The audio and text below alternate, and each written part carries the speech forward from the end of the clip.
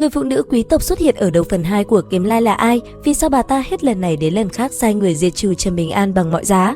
Thậm chí, tàn độc đến mức sai người bẻ cổ Tống Dục Trương rồi giữ lại cái đầu lâu ấy trong hộp gấm như một món đồ chơi. Bà ta làm vậy để làm gì? Để ngắm hay là còn một âm mưu kinh tởm nào khác? Nữ nhân ác độc này có thực lực ra sao? Kết cục của bà ta như thế nào? Nếu tò mò thì ngay bây giờ hãy cùng kênh YouTube Review 5 phút tìm hiểu nhé! Nhân vật chính mình muốn nhắc đến trong video này chính là Hoàng hậu Dư Nam Châm. Bề ngoài thì mụ ta thể hiện ra rằng những việc này là để trả thù cho đứa con nhiều năm phải chịu khổ cực tại Ly Châu Động Thiên và bảo vệ bí mật hoàng gia của Đại Ly Tống Thị. Nhìn vào thì thấy rất hợp lý đúng không nào? Tuy nhiên, mọi chuyện không hề đơn giản như vậy. Đừng vội lướt qua video này nhé, bạn sẽ thấy rất hối hận đấy. Bởi vì ngay bây giờ, mình sẽ vén màn những bí ẩn phía sau những hành động nhìn thì có vẻ đơn giản và dễ đoán của người phụ nữ nguy hiểm nhất nhì Kiếm Lai này cho các bạn.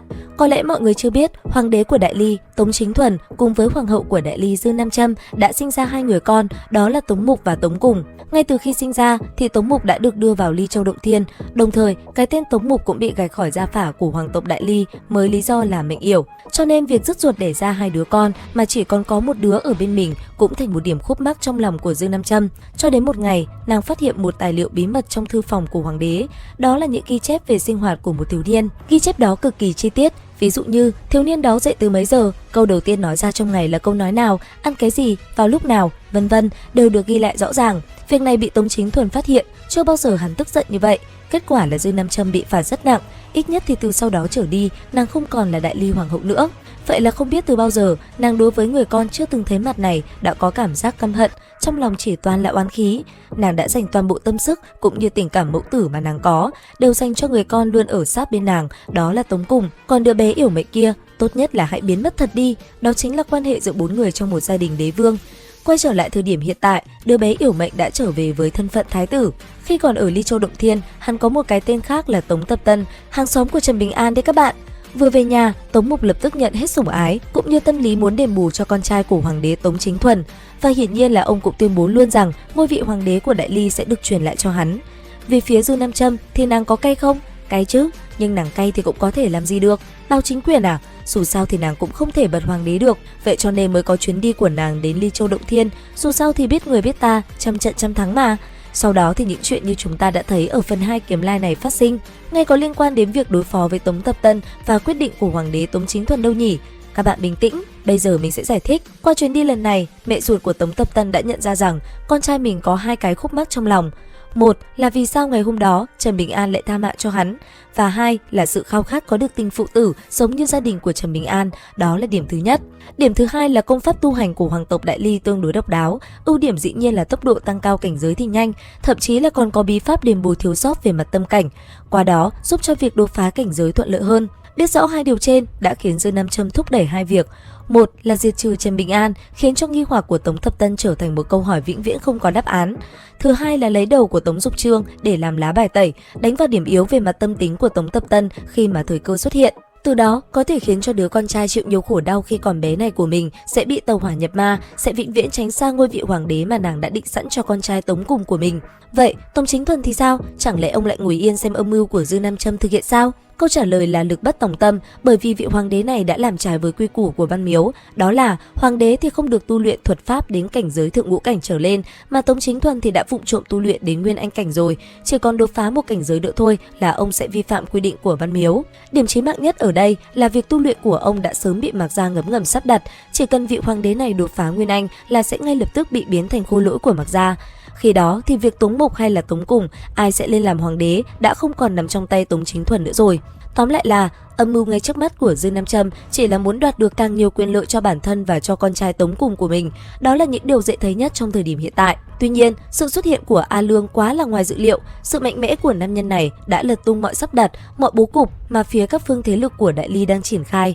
Do năng lực bản thân có hạn, cho nên Dư Nam Châm đúng là đã mất trắng toàn bộ thế lực mà bản thân đã phải tốn rất nhiều thời gian để xây dựng. Nhưng trong cái rủi cũng có cái may, tu vi của nàng tại thời điểm mà A Lương mang đao đến lật tung Bạch Ngọc Kinh giữa kinh thành Đại Ly vẫn còn quá yếu, thật không đáng để A Lương liếc một cái. Lại thêm nữa là nhìn A Lương có vẻ vô sỉ thế thôi, chứ nếu gặp phải nhân vật nữ nào còn vô sỉ hơn thì A Lương co vòi lại ngay, mà Dương Nam Châm lại đúng là một trong số những nữ nhân vô liêm sỉ nhất cái tác phẩm này, cho nên cũng phải nói là may mắn cho A Lương vì đã không gặp mặt trực tiếp Dương Nam Châm. Quay trở lại với triều đình Đại Ly, sau khi A Lương phi thăng, các loại âm mưu của vợ mình cũng đã bị Tống Chính Thuần nắm rõ, vậy là nể tình nghĩa vợ chồng nhiều năm. Dương Nam Châm bị cấm túc tại Trường Xuân Cung, nàng được ra lệnh nếu không đạt đến Ngọc Phác Cảnh thì không được ra ngoài, toàn bộ hệ thống gián điệp của nàng dày công gây dựng cũng phải chuyển giao cho quốc sư Thôi Sàm. Vậy là phản diện chính của 1/3 Kiếm Lai 2 đã chính thức nhận tiền cát xê rồi về nhà nghỉ ngơi. Nhưng một người thích khống chế người khác bằng điểm yếu như nàng, rõ ràng là sẽ không yên phận với kết cục như vậy. Thế thì phải làm gì bây giờ? Nữ tử áo xanh đi theo nàng trong tập 1 đã bị hoàng đế phái đi làm hạ thần.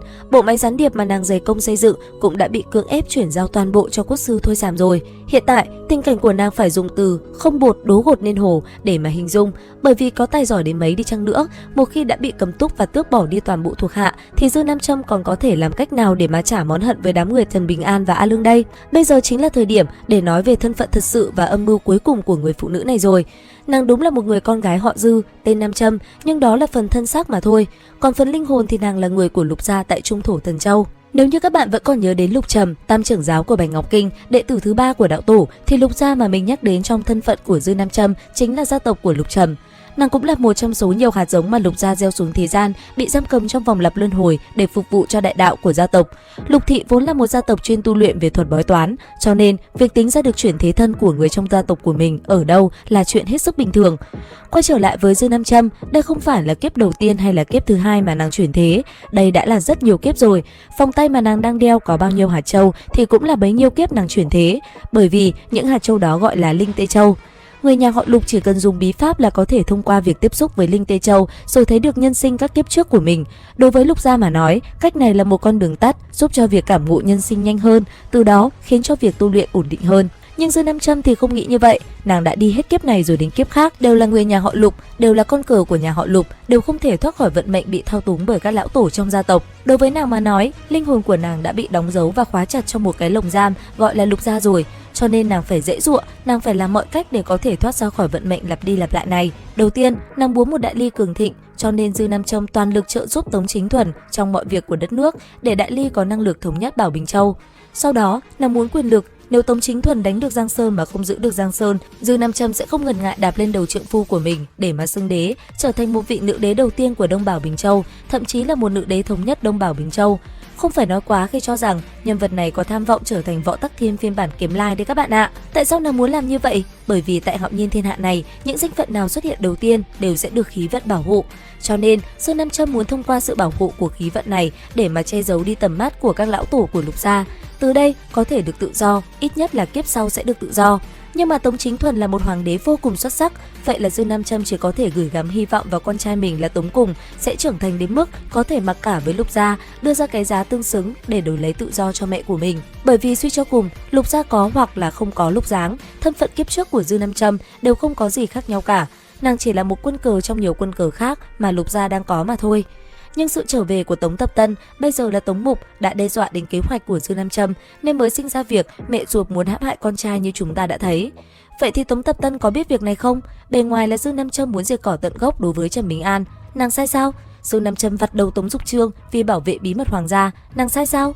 Cho nên đến cuối cùng mà nói, rất khó để nhận định rằng Tống Tập Tân có biết được rằng người phụ nữ này đã từng hãm hại mình hay không. Dù sao thì từ khi quay trở lại thân phận thái tử cho đến hiện tại, mẹ con hai người đều đối xử với nhau chỉ dừng lại ở biểu hiện tuân theo lễ nghi nên có giữa mẹ và con mà thôi.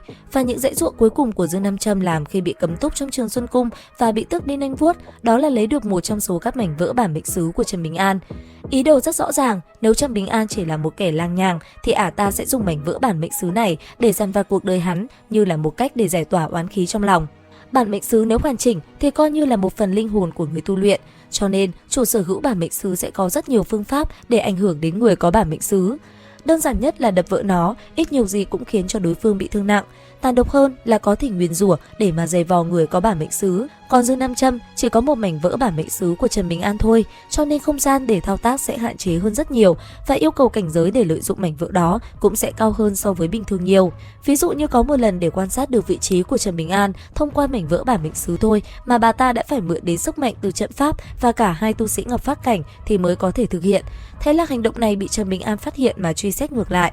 Sau đó thì hắn cũng phát hiện ra được người giữ bản mệnh sứ của mình chính là Dư Nam Châm. Biết sự tình đã bại lộ, Dư Nam Châm quá sợ hãi trước thực lực của Trần Bình An nhưng lại muốn thông qua bản mệnh sứ để giao dịch với Trần Bình An, bởi vì một mảnh nhỏ linh hồn đối với tu sĩ cảnh giới thấp thì không đáng là gì, đối với tu sĩ cảnh giới cao cũng có thể cắn răng chịu đựng được, nhưng đối với tu sĩ 12-13 cảnh mà nói, một khúc mắc nhỏ trong đạo tâm cũng có thể trở thành điểm chí mạng khi chứng đạo phi thăng, thì huống chi là một phần của linh hồn.